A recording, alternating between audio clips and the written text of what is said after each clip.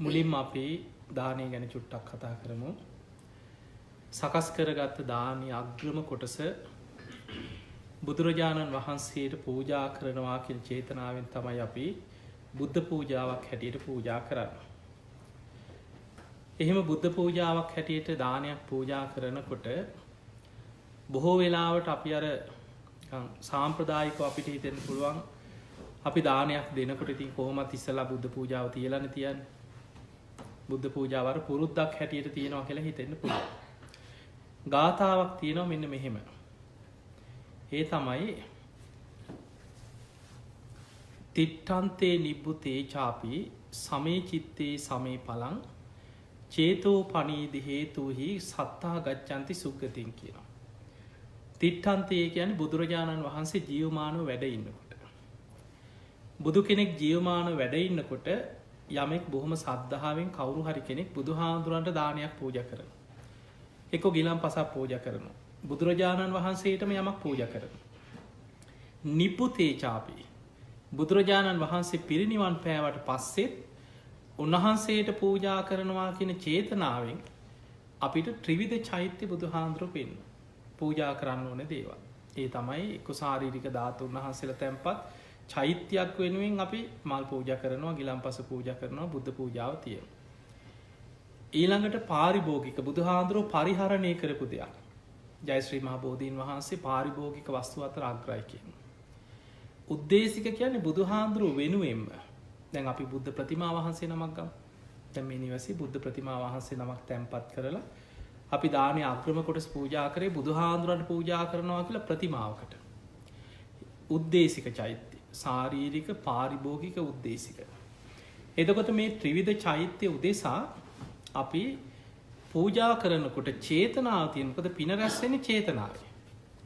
චේතනාව තියෙන්නේ බුදුරජාණන් වහන්සේට දානේ අග්‍රම කොටස පූජා කරනවා කියන චේතනාව.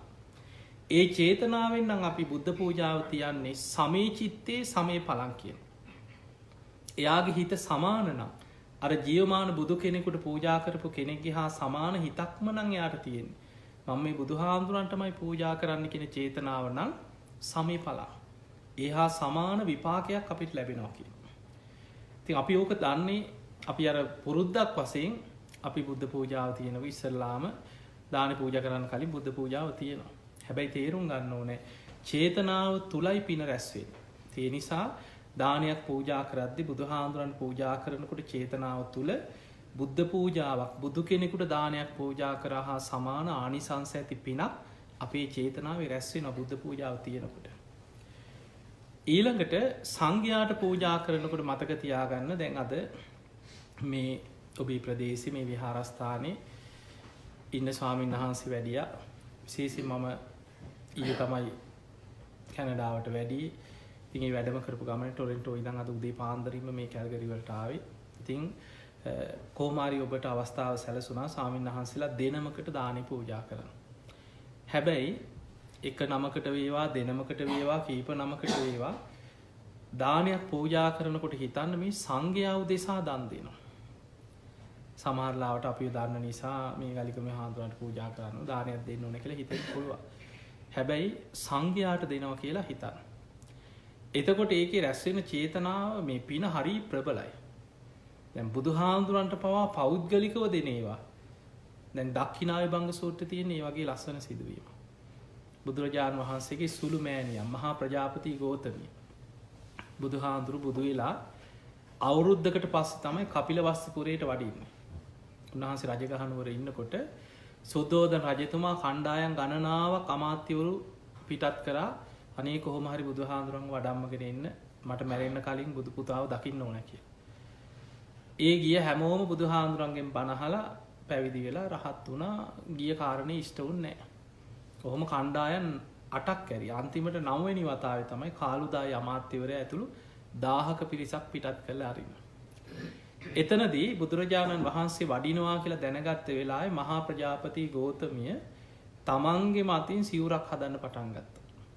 නූල් හදලා සකස් කරලා සිවුර වියලා අන්තිමට රෙදි ඒක කපලා සිවුරක ප්‍රමාණයට මහලා දැන් පඳු පොළ සිවුරක් ඒ විදිහටම සකස් කරලා හදාගෙන හිටියා.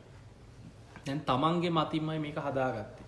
මම මේ බුදුහාඳුරන්ට පූජා කරනවා කියලා. බුදුරජාණන් වහන්සේ වැඩියට පස්සේ හිස මත තියාගෙන බොහොම සද්ධාවෙන් ඇවිල්ලා ඉතින් බුදුරජාණන් වහන්සේට විශාල ආසාවකින් බලාපොරොත්තුවකින් ස්වාමීනි ඔබ වහන්සේටමයි මේ හැදුවේ. මගේ අතින්මයි සකස් කරේ. ඔබ වහන්සේම පිළිගන්න සේක්වා කියලා පූජා කරා. බුදුරජාණන් වහන්සේ වදාළ ගෝතමිය සංඝයාට පූජා කරන්න කිව්වා. පෞද්ගලිකව පිළිගත්තේ නෑ. එක පාට හිතට නිකන් ලොකු දුකක් ඇති වුණා. අනේ ඇයි එහෙම කරේ? අනේ ස්වාමීනි භාග්‍යතුන් වහන්සේ එහෙම කියන්න එපා. මේ ඔබ වහන්සේටමයි මේක හැදුවේ කිව්වා. මගේ අතින්මයි කිව්ව සකස් කරේ. මම්මයි මේ නූල් සකස් කරලා හැදුවේ. තථාගතයන් වහන්සේම පිළිගන්න කිව්වා. බුදුරජාණන් වහන්සේ දෙවනි වතාවෙත් වදාළ ගෝතමිය සංඝයා උදෙසා පූජා කරන්න කිව්වා. තුන්වෙනි පාරත් දැන් කරුණු කියනවා අනේ ස්වාමීනි මේ ඔබ වහන්සේ පිළිගන්න. ආනන්ද හාමුදුරුවොත් එතන හිටියා. ආනන්ද හාමුදුරන්ට එක පාට තේරුණේ. ආනන්ද හාමුදුරුවෝ කියනවා ස්වාමීනි භාග්‍යතුන් වහන්සේ මේ මහා ප්‍රජාපති ගෞතමය කියන්නේ ඔබ වහන්සේගේ සුළු මෑණියෝ. ඔබ වහන්සේ මව් කුසින් ඉපදිලා දින 7කින් ඒ මව කලුරිය කරාට පස්සේ තමන්ගේ කිරි ටික තමන්ගේ පුතාට නොදී නන්ද කුමාරයා කිරිමව්වරුන්ට දීලා තමන්ගේ ලේ කිරි කරලා පෙව්වේ ඔබ වහන්සේට. ඒ නිසා ඔබ වහන්සේම පිළිගන්න කියලා. අන්න එතකොට බුදුරජාණන් වහන්සේ වදාලා ආනන්දය තථාගතයන් වහන්සේ පෞද්ගලිකව පිළි නොගන්නේ ගෝතමිය ගැන තියෙන කරුණා මෛත්‍රිය නිසාමයි කියනවා. එතකොට බුදුහාමුදුරන්ටම දෙයක් පූජා කරත් විශාල පිනක්. ඊටත් වැඩිය පිනක් කීවා බුද්ධ ප්‍රමුඛ සංඝයාම අරමුණු කරගෙන පූජා කරනකොට. ඒ නිසා සංඝයා බුද්ධ ප්‍රමුඛ සංඝයාට පූජා කරනවා කියන චේතනාවෙන් පූජා කරන්න කියනවා. අන්න එතකොට ඒකේ පින ගොඩාක් ප්‍රබලයි. බුදුහාමුදුරන්ටත් පූජා කරා වෙනවා සංඝයාටත් පූජා කරා වෙනවා. ඒ නිසා මේ පින්වතුන් අද දවසේ මේ නිවසේ විශේෂයෙන් බුද්ධෝපස්ථාන වශයෙන් සංඝෝපස්ථාන වශයෙන් මේ දානමය කටයුතු සකස් කරලා දානේ පූජා කරලා රැස් කරගත්ත පින විශේෂයෙන් සිහිපත් කරගන්න මේ හැමෝම එකතු වෙලා බොහොම සහයෝගයෙන් සද්ධාවෙන් මේ දානයක් මොකද දානයක් පිළියෙල කරනකොට මතක තියාගන්න පින රැස් වෙන්නේ දැන් දාන දෙනකොට පිනක් රැස් වෙනවා චේතනාව තුළ. හැබැයි පින රැස් වෙන්න පටන් ගත්තේ මේ දානයක් වෙනුවෙන් මේ වෙලාවේ නෙමෙයි. දැන් අපි හිතමු ඔබ කාලෙකට කලින් සමහරවිට මාසෙකට කලින් වෙන්න ඇති. ස්වාමීන් වහන්සේ වඩිනවා කියලා දැනගත්ත දවසේ වෙන්න පුළුවන්. ඊට පස්සේ ඊටත් කලින් වෙන්න පුළුවන්. ස්වාමීන් වහන්සේ වඩම්මලා දානයක් දෙන්න ඕනේ කියලා අපි හිතමු මාසෙකට කලින් හිතුවිල්ලක් ආවා. කොහොම හරි ස්වාමීන් වහන්සේ වඩම්මලා දානයක් පූජා කරන්න ඕනේ. ඒ සිතුවිල්ල තමයි දානයක් වෙනුවෙන් ඉස්සල්ලාම් පහළ වෙච්ච චේතනාව. ඒකට ධර්මයේ කියන්නේ පුබ්බේව දානා සුමනෝ කියලා.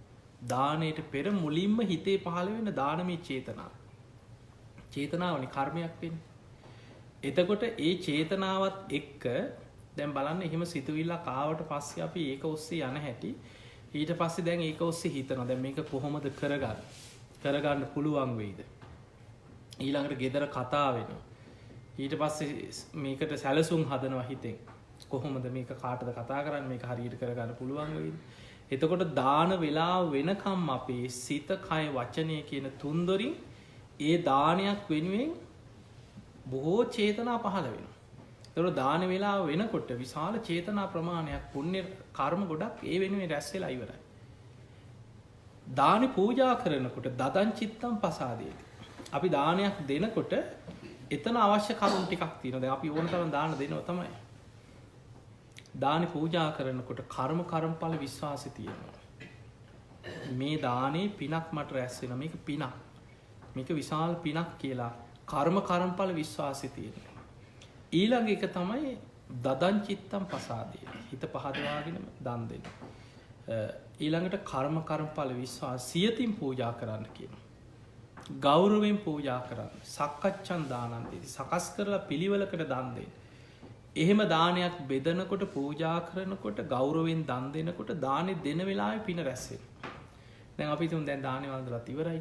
දැන් මේ භුක්තානුමෝදනාවනේ. දැන් දානෙ දුන්නා ඉවරයි ඔක්කොම අස්පස් කරා. දැන් ඉවරයිනේ. පින ඉවරද? පින ඉවර වෙන්නේ නැහැ. ඒකයි පිනක වටිනාකම. මේ පිනක් කියන්නේ මරණ මංචකයේ දක්වාම බලවත් කරන්න පුළුවන් දෙයක්. ඒකයි ඉස්සර මිනිස්සුන්ට පින් පොත් තිබ්බේ. වැඩි අතහැරියේ නැහැ. පොඩි පිනක් කරත් ඒක අතහැරියනේ. ඒක හිතන්න පින බලවත්තේ. මම මෙහෙම පිනක් කරා මෙහෙම පිනක් කරා කියලා පින හිතන්න පින බලවත්තේ. නමුත් දැන් සමහර අපි මෙහෙම කියනවනේ. ඔය දුන්නට පස්සේ ආයෙවා කියවන්න ඕනේ. ඕවා නිකන් කියෝ ඉන්න ඕනේ. එහෙම අහලා නැද්ද? කියවන්න ඕනේ නැත්තේ මෙහෙම අපරාධي දුන්නේ. අපරාධේ සල්ලි ටික. අන්න එහෙමයි කියවන්න ඕනේ නැත්තේ. කොච්චර ලාභයක්ද මම මෙහෙම පිනක් කරා පින ගැන හිතන්න ඒ පින බලවත් වෙනවා. දැන් බලන්න මේ පිනක් යන පැත්ත ඒක භාවනාවකට හරවන්න පුළුවන් ඊට පස්සේ. සමාධිය වඩන්න පුළුවන්, ධ්‍යාන වලට නංවන්න පුළුවන්. ඒකට ධර්මයේ කියන්නේ ත්‍යාගානුස්සති භාවනාව කියලා. තමන් කරපු පින සිහි කරලා හිත එකඟ කරගෙන ඒක භාවනාවක් වශයෙන් වඩන්න කියලා. ඒ නිසා අපි පිනක් ගැන හිතන්න පින බලවත් වෙනවා. මතක තියාගන්න අපිට දැන් අපි කවුරුත් මැරෙන්නේ සෝවාන් වෙලාම නම් අන්න අපිට බයක් නෑ කොහොමද. එතනින් මෙහා මරණාසන්න කෙනෙකුට තියෙන ප්‍රධානම තැනක් තමයි ආසන්න කර්ම කියනව බහලා ඇති. ආසන්න කර්ම කියන මරණාසන්න මොහොතේ හිතේ බලවත් වෙන කර්ම. ඒක සමහර වෙලාවට හොඳට පින් කරපු කෙනෙකුට මොකක් හරි පෙර කර්මයකට එතන වෙලාව නරක වෙන්න පුළුවන්. දැන් අපි හිතමු මේ අපි කරන පින්කම් මොනවද කියලා. දැන් මේ බුද්ධ ශාසනයේ විශාලම පින්කම කරේ කවුද? මල්ලිකාදේවි. අසද්දුෂ්‍ය මහා දානෙ දුන්නේ. අසද්දුෂ්‍ය මහා දානෙ කියන්නේ කාටවත් එක හිතන්නවත් බැරි දානෙ. අද කොච්චර සල්ලිකාරයෝ හිටියත් ඒ වගේ පින්කමක් කරගන්න අමාරුයි. එතකොට කොසල් රජුරෝ ඒකත් තරගෙට කර පින්කමක්. එහෙම පින්කමක් කළා අන්තිමට කාටවත් සම කරන්න බැරි වෙන්නේ බුද්ධ ප්‍රමුඛ 500ක් රහතන් වහන්සේලා. එතකොට ඒ හැම රහතන් වහන්සේ නමක්ම පසුපස ආභරණ පුරවපු ඇතෙක් හොඬ වැලේ මුතු කුඩයක් අරගෙන ඒ රහතන් වහන්සේලා පසුපසින් තිබ්බා කියලා. එතකොට හරිය ලස්සන විස්තර තියෙනවා ඒ දාන ගැන. දැන් එච්චර දානයක් සැලසුම් කරේ මල්ලිකාදේවි. රජතුමා මෙහෙම කරමු මේ වගේ කරමු. හැබැයි සෝවාන් වෙලා හිටියේ නෑ. මරණාසන්න මොහොතේ අර කරපු පින යටපත් වෙලා තමන්ගෙන් වෙච්ච අකුසලයක් හිතට බලවත් වෙලා. ඒක කාගේවත් වැරද්දක් නෙමෙයි. මේක තමන්ගේ හිතේ තියෙන දුර්වලතාවය. දැන් බලන්න සමහරව ඉන්නවා කොච්චර පින් කරත් පින නෙමෙයි මොකක් හරි ඒකේ අර අඩුවක් තමයි අල්ලගන්නේ නේ. අයියෝ මගේ අතින් මෙහෙම වැරද්දක් වුණානේ. ඉතින් මම මෙහෙම දෙයක් වුණා. මේ වගේ අඩුවක් වුණානේ කියලා අර කරපු පින්කම ලොකු පිනක් කරලා තියෙදි චූටි අඩුවක් හිත ඒකම පසුතැවි ඉන්නවා. ඒ හිතවල තියෙන දුර්වලතාවය සංසාරිකව යන ඒවා සමහරු. ඒ වගේ මල්ලිකාදේවි අච්චර පින් කරත් මරණාසන්න වෙනකොට පින නෙමෙයි මගේ අතින් මේ වගේ වැරද්දක් වුණා. අයියෝ මම මේ වගේ අකුසලයක් කරා. ඒකම හිත හිටියා. මතක තියාගන්න අපේ හිතේ ස්වභාවය යමක් හිතන්න ඒකට අනුව හිත හැඩගැහෙනවා. මේක මහා අමුතු දෙයක් නෙමෙයි. පිනක් කරලා පින ගැන හිතන්න පිනට හිත නැඹුරු වෙනවා. අකුසලයක් කරලා අකුසලයේ ගැන හිතන්න අකුසලයට හිත නැඹුරු වෙනවා. දැන් මම තේරෙන්නම කියන්නම් අපි ගමු රාග නිමිත්තක් ගැන හිතන්න මොකක් හරි රාග සහිත අරමුණක්.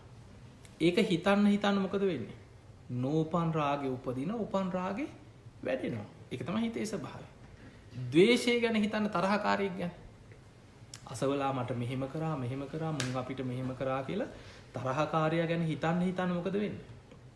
නෝපන් ද්වේෂය උපදිනවා උපන් ද්වේෂය බලවත් වෙලා යනවා. බයක් ගැන හිතමු. දැන් ගෙදර කිසි කරදරයක් නැතුව ඔහි තනියෙනුත් ඉන්නවා. ඔය ගාණක් නැහැ හොඳට ඉන්නවා. කවුරු හරි ඇවිල්ලා හොල්මන් කතා ටිකක් කියනවා. මේ දැක්කා කියනවා. එහෙනම් බෙල්ලක් විතරක් යනවා දැක්කා කියනවා. මේ මගේ ඇස් දෙකෙන් දැක්කේ කීකේ දැන් කියනවා. අරක කට ඇරගෙන අහගෙන ඉන්නවා.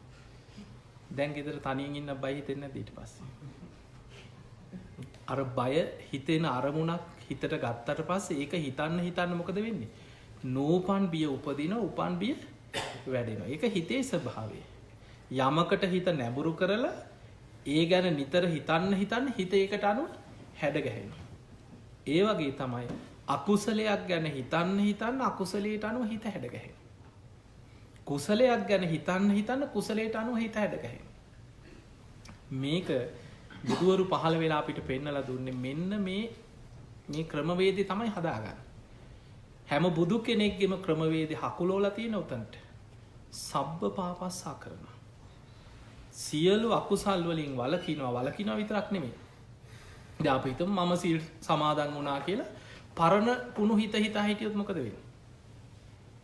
වැලකුණාට හරියන්නේ නැහැ. පරණ ඒවා හිතන්න හිත තුල ඒක වැඩෙනවා. හිතෙනුත් ඒවා අයින් කරන්න ඕනේ. Taman සීලයකට පිළිටියට පස්සේ හිතනවනේ මං දැන් සිල්වත්. මට පරණ ඒවා වැඩක් නැහැ. මං සිල්වත්. අර ඔක්කොම හිතෙන් අයින් කරා. එතකොට අකුසල් වලින් වලකිනවා කියන්නේ සිල්වත් වෙනවා, අකුසල් කරන්නෙත් නැහැ, පරණ වෙච්ච වැරදි අකුසල් තියෙනවා නම් ඒවා හිතේ වඩන්නෙත් නැහැ, ඒවා හිතෙනුත් අයින් කරනවා. කුසලස්ස උපසම්පදා. පුළුවන් තරම් පොඩි පිනක් හරි පිනක් කරනවා, කුසලයක් කරනවා. හැබැයි කරලා විතරක් මං ඔක් කරා එච්චරයි කියලා නෙමෙයි. ඒක හිතන්න ඕනේ.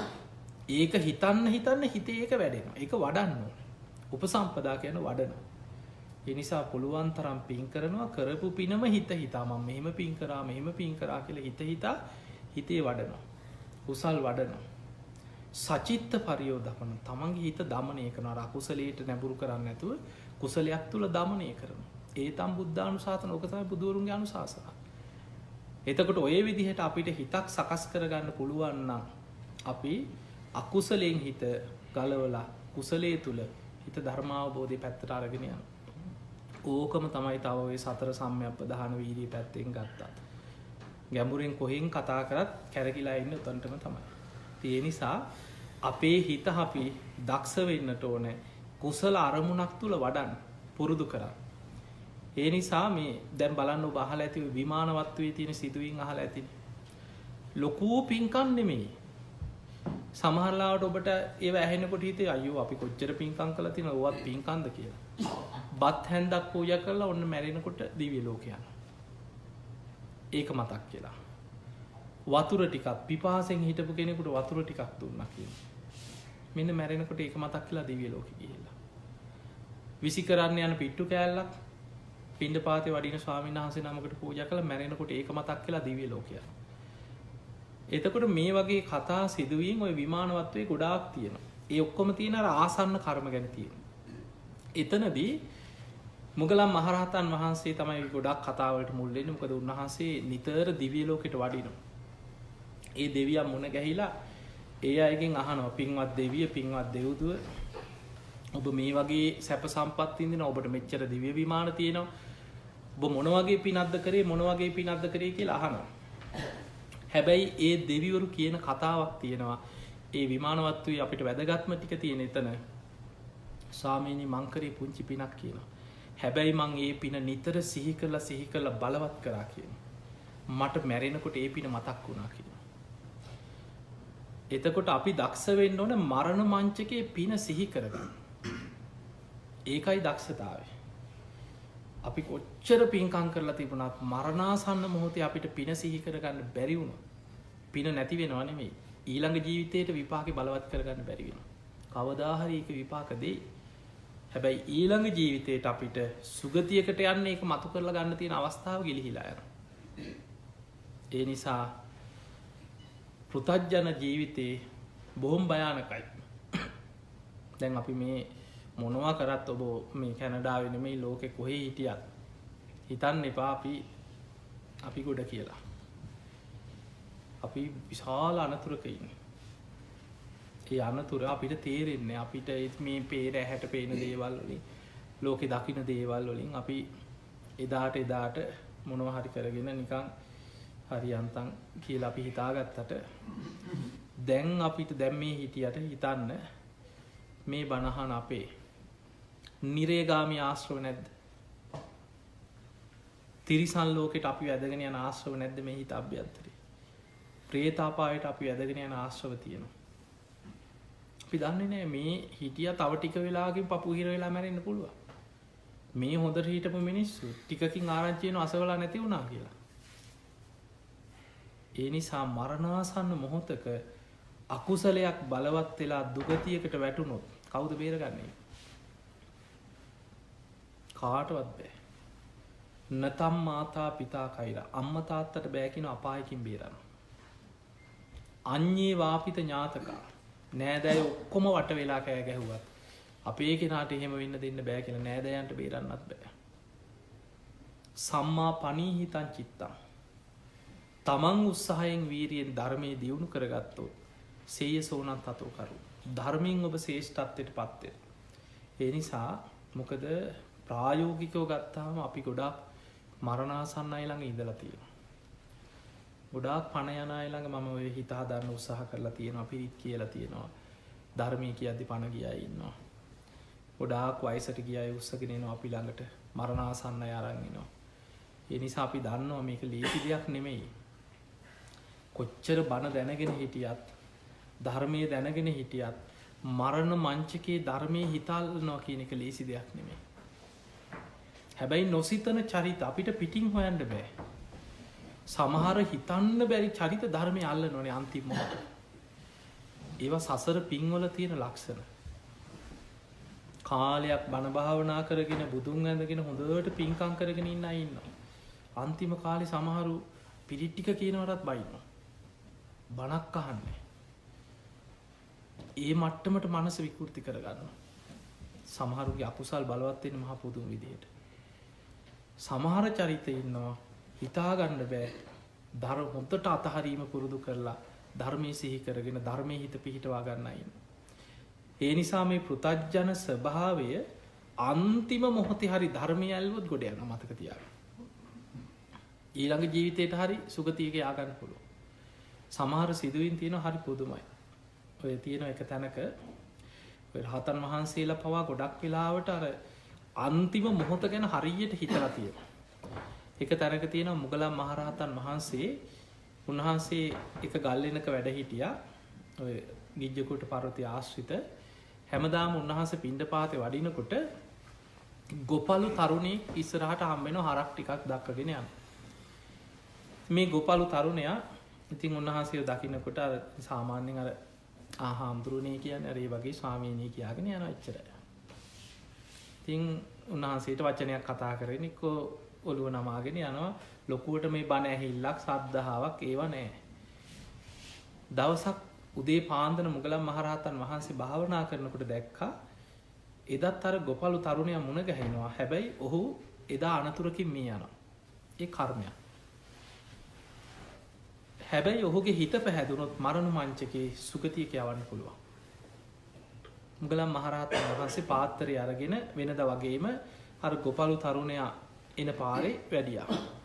වඩිනකොට වෙලාව කියන්නේ වෙනදා වගේ නෙමෙයි අර හරක් ටික දක්කගෙන යනකොට හරක් අයිතිකාරයා මේ පිට්ටු කෑල්ලක් දුන්නා කොල්ල මේක යනකොට කාගෙන ඵලයන් කියලා. අර පිට්ටු කෑල්ල කන්න කටට අරගෙන හරක් ටික දක්කලම කනවා කියලා එහෙම ඔතලා ඉනේ ගහගත්තා. හරක් ටික දක්කගෙන පාර දිගේ එනකොට මෙන්න මුගලන් මහරහතන් වහන්සේ වෙනදා වගේම ඉස්සරහට හම්බුණා. ස්වාමීනි කියාගෙන ගියා. අඩියක් දෙකක් යනකොට මතක් වුණා පිට්ටු කෑල්ලක් තියෙනවා. කී වතාවක් උන්වහන්සේව හම්බෙලා ඇද්ද? හැබැයි දෙන්න දෙයක් තිබ්බේ නෑ අතේ. අද මට පිට්ටු කෑල්ලක් තියෙනවා. ස්වාමීනි ඔහොම චුට්ටක් ඉන්න කියලා ඒ පැත් දුවගෙන ආව ආපහු. ඇවිල්ලා අර ඉනේ ගැට ගහලා තිබ්බ ගැටේ ලෙහලා පොතාගෙන හිට පිට්ටු කෑල්ල පාත්‍රයට පූජා කරා. එහෙම වැන්දා එච්චරයි ආයි බණ ඇහිල්ලක් මොනවත් නැහැ. අනිත් පැත්ත හැල්ලා බලනකොට හරක් ටික පැනලා වෙලකට. ඊට පස්සේ කෙවිත අරගෙන හරක් පස්සේ පන්නගෙන යනකොට නියරට අඩිය තියෙනකොටම නියරේ හිටපු සර්පේ දෂ්ට කරා. එහෙමම විස සහිත සර්පෙක් අර විස වැදිච්ච ගමන් උඩුබැලි අතට ඇදගෙන නියරේ වැටුණා. මුගලන් මහරහතන් වහන්සේ ඒ හඬට හැරිලා බැලුවා දැක්කා නියර දිගේ සර්පය ඇදිලා යනවා. උන්වහන්සේ උදෑසන දැක්ක මේ කර්ම විපාකේ. දැන් බලන්න ඔය වගේ සිදුවීමකදී අපි නිකන් හිතන ක්‍රම හිතන්න. නිකන් ඒ වගේ අනතුරක් වුණොත් සාමාන්‍ය කෙනෙක් නම් බේර ගන්න කෙනෙක් නැද්දෝ නේ? කවුරු ළඟ අහල පහල නැද්ද? එක්ක ඇවිල්ලා බේත් කරන්න, කකුල ගැට ගහන්න, උස්සගෙන දුවන්න. අපි ඕකට අපි හිතන්නේ යාගේ ජීවිතේ රැක ගන්න මොකද්ද කරන්න කියලා අපි මේ පැත්තේ හිතන්නේ. මුගලන් මහරහතන් වහන්සේ එහෙම මැවි අර ගොපලු දරුවා දැන් වෙලේ ඇදගෙන වැටිලා විස ශරීරේ උඩට නගිනවා නහයෙන් කටෙන් සෙම දාගෙන දැන් පණ යන්න එනවා ඇස් නිලංකාර වෙනවා. මුගලන් මහරහතන් වහන්සේ අර ළමයා ඉස්සරහා වෙලේ නියරේ බිම වාඩි වෙලා පිට්ටු කෑල්ල වළඳනවා.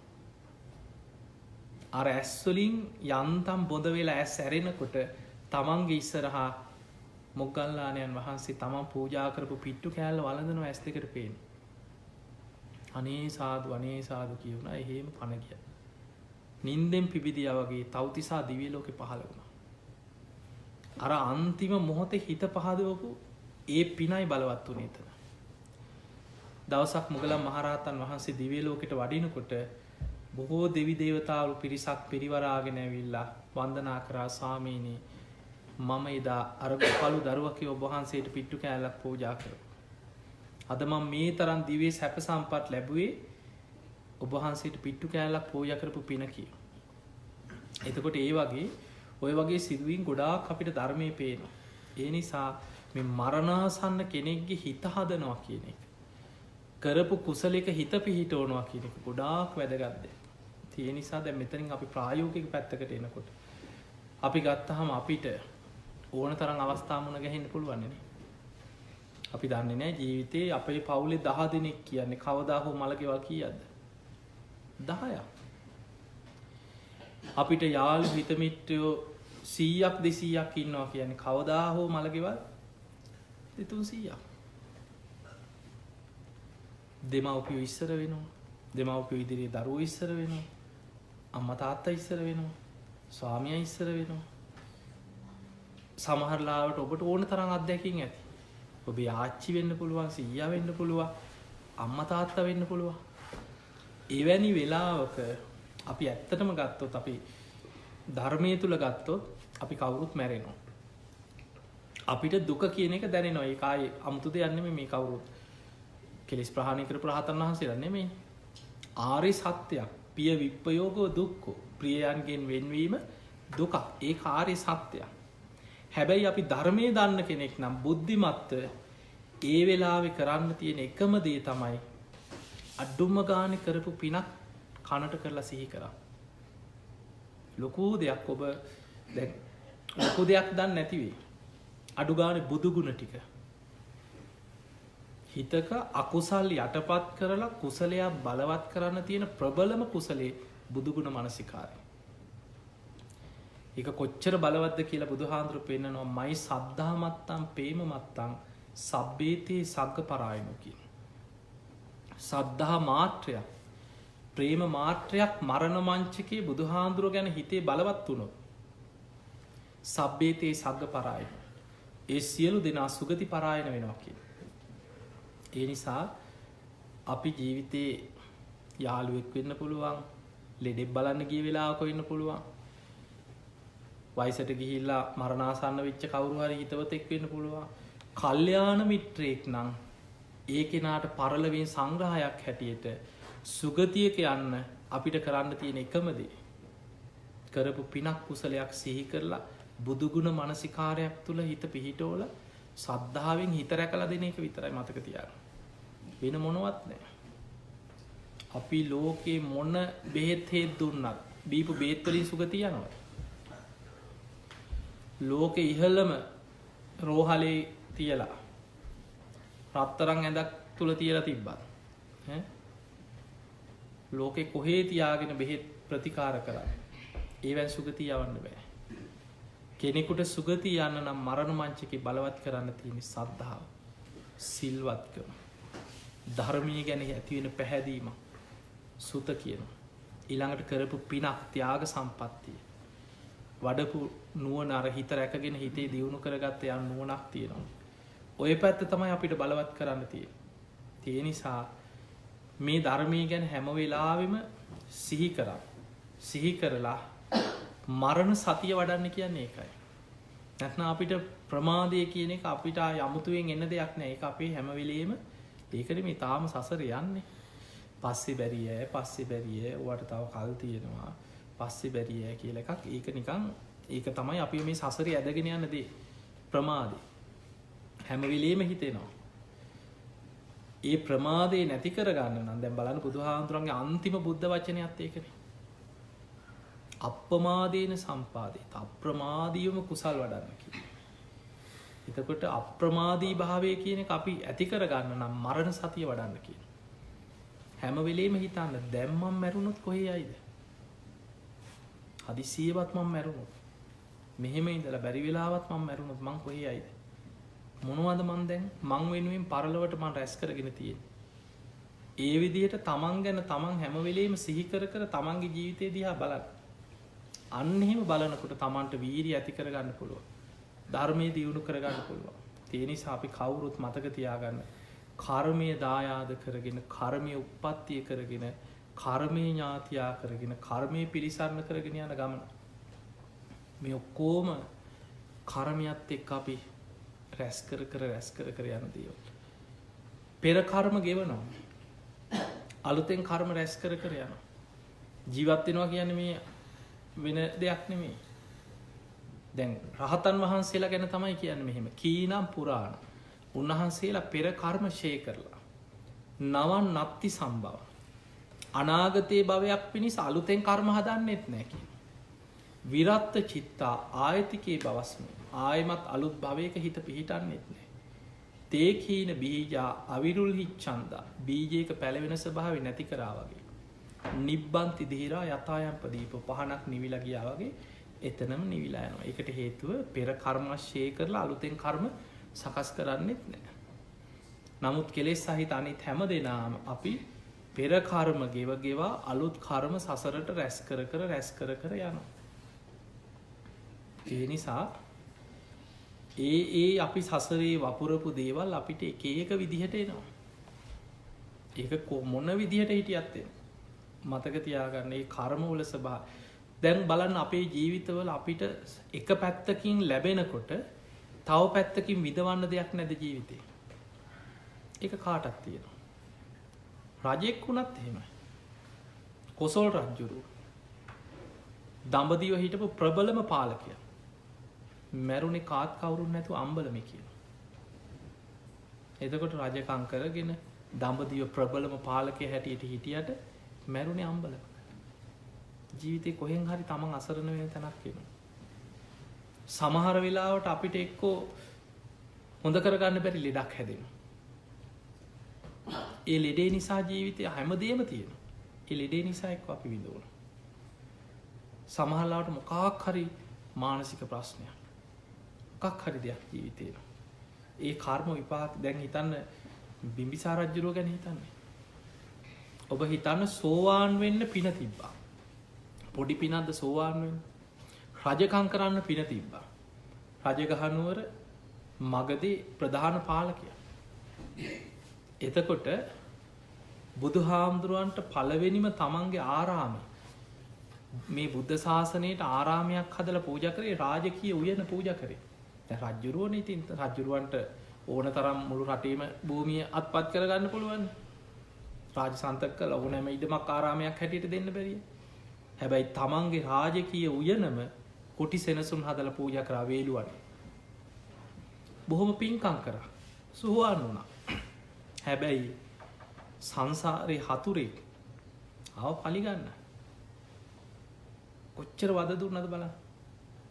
හිරේ දාලා කන්න නොදී මැරෙනකන් දින ගණන් තියලා කන්නත් නැහැ වතුරත් නැහැ. අන්තිමට යටිපතුල් පළලා ලුණු දාලා ගිනි පොකුරුරේ ඉඳන් ඇවිද්දෙව්වා කියනවා. එච්චර වද දීලා තමයි බිම්බිසාර රජුරුවන්ව මරන්නේ අජාසත්ත. එතකොට හිතන්න සෝවාන් වෙන්න පින තිබ්බා. රජකම් කරා. තමන්ගේ ආරාමේ මේ උයන ආරාමයක් කරලා පූජා කරා. බුද්ධ ප්‍රමුඛ සංඝයාට දන් දුන්න. කොච්චර පින් කරත් සසරේ කර්ම විපාක ආවේ නැද්ද? ඒවා එනවා. ඒ නිසා ජීවිතේ අපි දක්ෂ වෙන්න ඕනේ. අපිට ප්‍රශ්න ගැටලු එනකොට ඒක අපි ආශිර්වාදයක් කරගන්න. ඒ හිතන ක්‍රමේ ප්‍රශ්නයක් තියෙන අපිට. එහෙම නැත්නම් අපිට ගොඩාක් දුරට හිතෙනවා අයියෝ අපි මෙච්චර කරලත් ඇයි අපිට මෙහෙම වුනේ? මෙච්චර කරලත් අපිට මෙහෙමයි. කෝ අපි කරන්නේ විපාක. කොහොම හිතන්නේ නැද්ද අපි? ඒ අපි හිතන ක්‍රමේ වැරද්ද. දැන් හිතන්න පටාචාරාවගේ පැත්තෙන් හිතන්න මේ විදිහට ගත්තොත් පටාචාරාවගේ ස්වාමියට එදා සර්පය දෂ්ට නොකරන අර දරුවෝ දෙන්නට විපත් නොවුනා නම් අදටත් දරුවෝ හදහද කොහේ හරි සංසාරේ ඉන්නවද නැද්ද? අද එක්ක අපායක හරි ප්‍රේත ලෝකෙක හරි ඉන්නත් පුළුවන් එහෙනම්. කොහේ හරි මිනිහගෙන් ගුටි කකා කොහේ හරි දුක් විඳින්න ඉන්නත් පුළුවන් අද. එතකොට පටාචාරාවට නිවන් දකින්න ආශිර්වාදයක් වුණේ මර විපට්ටික නෙමෙයිද? තමන්ට එන කරදරේ තමන්ට එන විපත තමන්ට ආශිර්වාදයක් කරගන්න ඕනේ ධර්ම අවබෝධයට. අර තිසා ගෞතමී ගැන හිතන්න.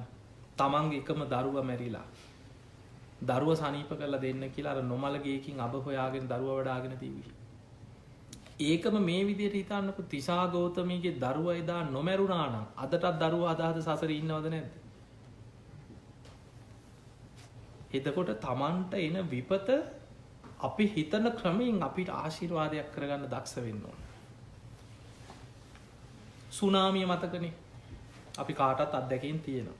සමහරවල් නෑදෑයෝ ඥාතීන් හිතවත්තු යාළුවෝ විපත් වලට ලක් වෙච්ච අයත් ඇති. කොහොමත් අපිට මතකයි. ওই සුනාමිය නිසා පිසු හැදිච්ච අය කොච්චර ඉන්නවද? සුනාමිය නිසා විශාල කඩා වැටිච්ච අය ඉන්නවා.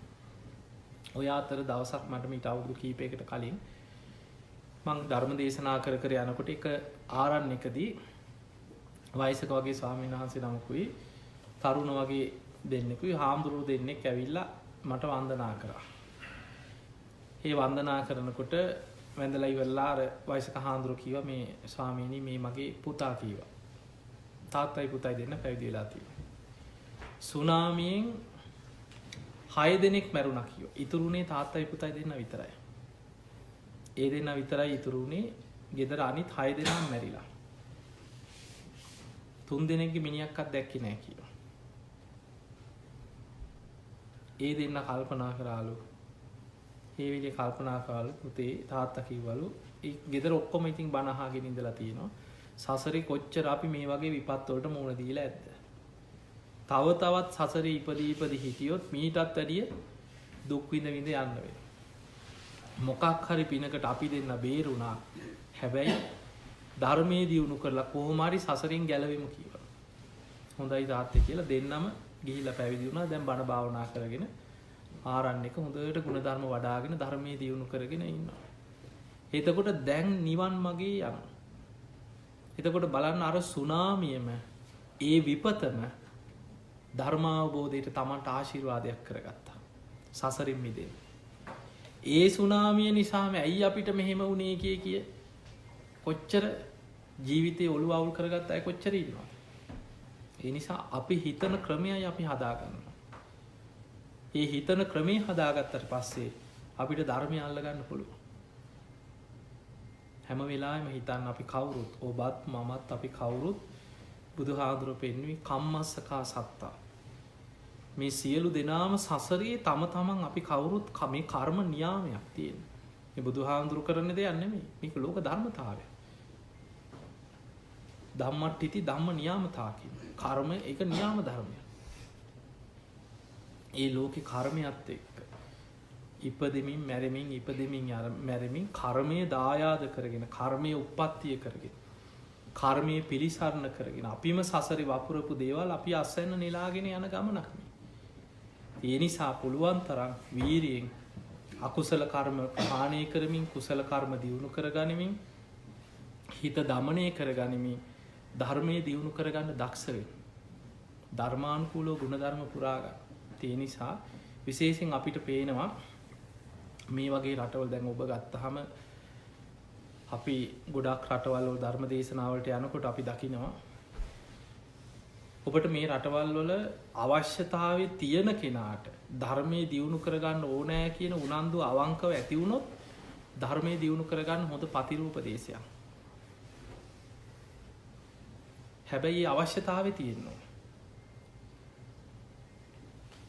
එහෙම නැත්නම් මොකද අපි ගත්තාම දැන් අපේ අනිත් පැති වලින් ගත්ත දැන් ඔබට නිදහස තියෙනවා.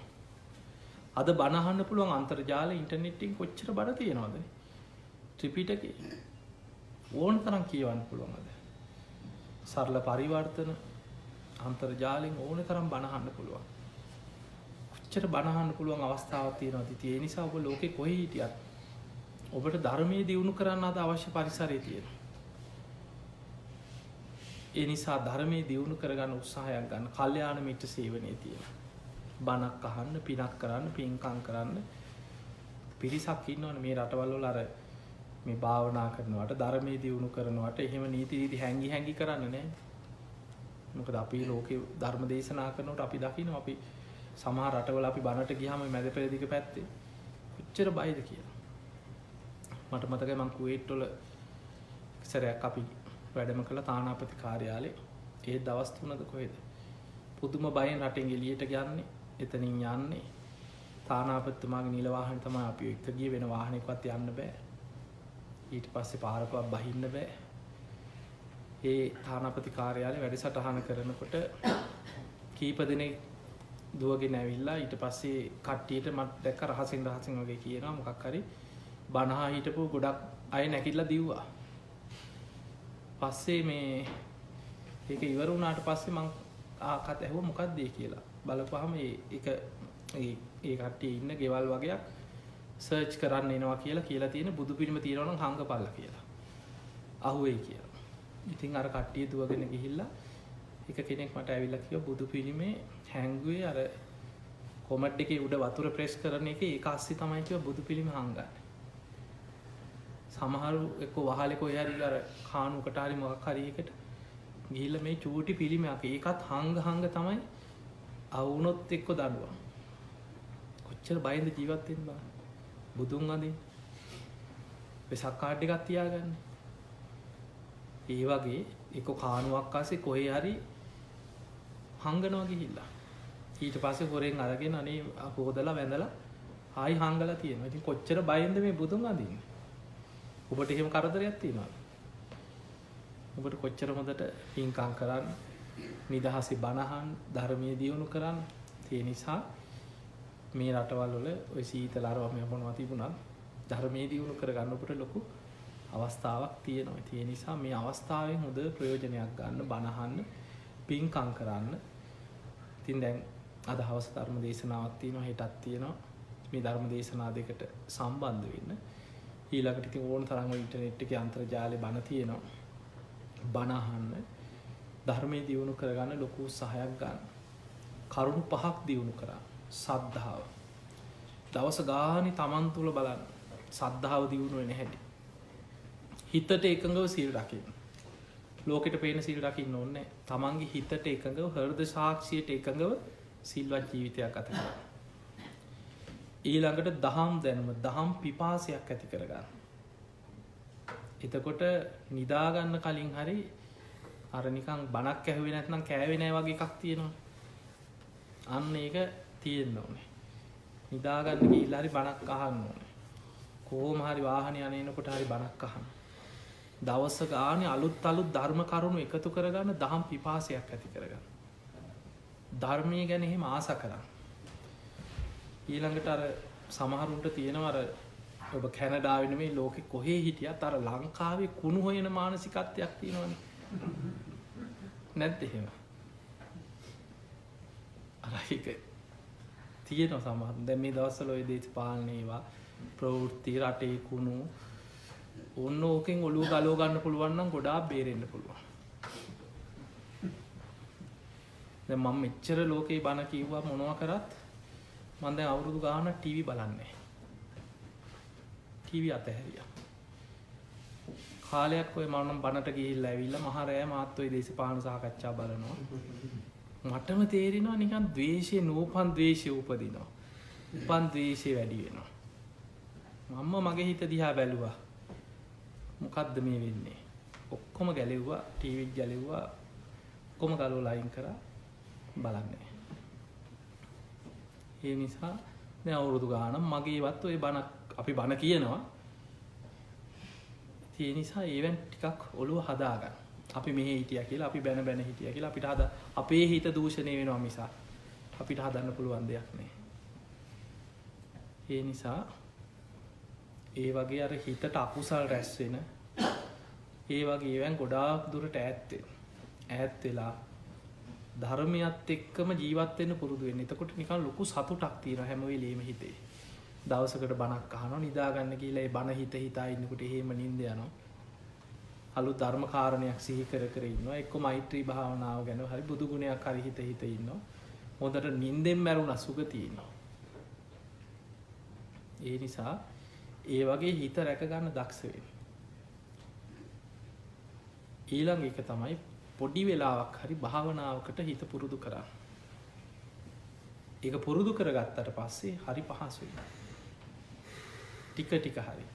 ඔය මෛත්‍රී භාවනාව ආනාපානසය ඒ වගේ එකකින් පටන් ගන්න බුදු ගුණ මානසිකාරය. එහෙම පටන් ගන්න. ඉස්සෙල්ලා සමති පැත්ත වැඩෙනකොට විදර්ශනා පැත්තත් දහම් දැනුමත් එක්ක ගොඩ නැගෙනවා. ටික ටික පියවරෙන් පියවර යන්න. එකපාරට ලොකු ගැඹුරු දේවල් බැරි වෙයි. ටික ටික ඉස්සරහට යනකොට මේක බොහොම සතුටෙන් යන්න ඕන දෙයක් තියෙනවා. ලෝකේ මිනිස්සු අතර ගත්තහම අපිට ධර්මීය ලැබුණා කියන්නේ අපි තමයි සතුටින්ම ජීවත් වෙන්න ඕන පිරිස. මොකද අපිට ලෝකේ අනිත් මොනවා තිබුණත් මිල මුදල් වලින් මොනවෙන්වත් ගන්න බැරි දෙයක් අපි ළඟ තියෙනවා. සුගතිය යන මාර්ගයක් අපි දන්නවා ධර්මයේ තුලින්. අපායෙන් ගැලවිලා යා ගන්න පුළුවන් මාර්ගය අපි දන්නවා. ඒක අපේ පිනකට අපිට අහන්න ලැබෙනවා. විශාල පෙර පිනක් බුද්ධ ශාසනයක් මුණ ගැහිලා මනුස්ස ජීවිතයක් එක්ක ෂණ සම්පත්තියක් අපිට ලැබෙනවා කියලා. වෙන මොන ප්‍රශ්න තිබ්බත් වේලක් කර වේලක් කාලා හරි කොච්චර කරදර තිබ්බත් මොන ප්‍රශ්න තිබ්බත් ලෝකේ වටිනාම දේ අපිට තියෙනවා. බුද්ධ ශාසනය මුණ ගැහිලා තියෙනවා. අන්න ඒකෙන් ප්‍රයෝජනයක් ගන්න දක්ෂ වෙන්න.